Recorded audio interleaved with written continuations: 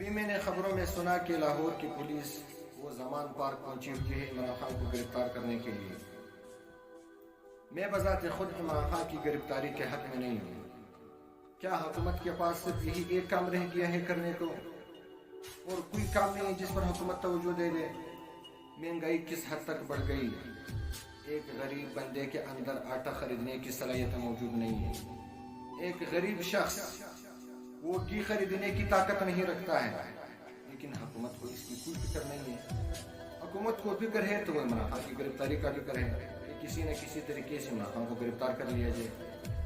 بھئی کیا شوق ہے آپ لوگوں کے عمران خان کو گرفتار کرنے کے لیے؟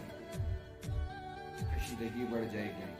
اگر عمران خان کو گرفتار کر لیا گیا تو اس ملک میں کشیدگی بڑھ جائے گی، حالات مزید خراب ہو جائے گا۔ یہ نواز شریف نہیں ہے جس کے گرفتار ہونے پہ 100-200 بندے